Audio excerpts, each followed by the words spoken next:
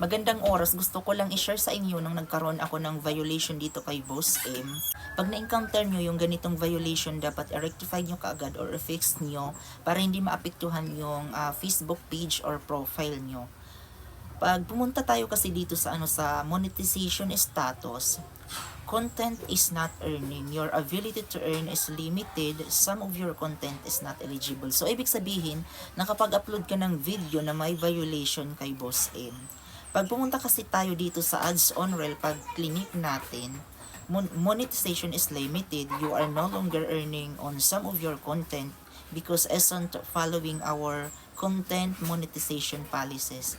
So, hindi natin dito ma-rectified or ma-fix yung mga violation natin pag yung ginamit lang natin is yung mga cellular cellphone lang natin. Pag tinap kasi natin dito sa monetization status, yung view, walang lalabas dun. So, kailangan natin ilagin yung page natin or Facebook profile dun sa computer or laptop para makita natin yung mga uploaded videos natin dun na may violation kay Boss M.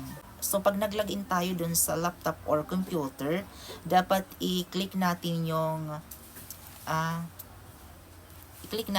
Meta Business Suite, then i-click natin yung content, then makikita natin dun yung mga uploaded videos natin na may violation.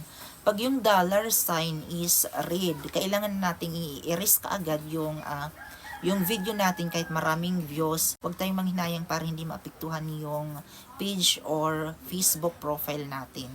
So, dito naman sa dollar sign na green, yung may highlighted na blue, yung CC, yung parang may slash dyan sa gitna, we weren't able to auto-generate your video's captions due to low audio quality, no talking in the video, or an error. So, ibig sabihin, nag-upload ka ng videos na walang nagsasalita, yung kahit music, walang music, nag-upload ka lang yung parang hangin lang yung nandun.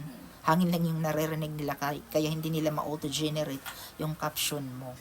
So, dito naman sa CC, yung walang slash, so, ibig sabihin na nag-upload ka ng video na may nagsasalita na out of 50 words na unclear, may 7 words silang na auto-generate dun sa caption mo.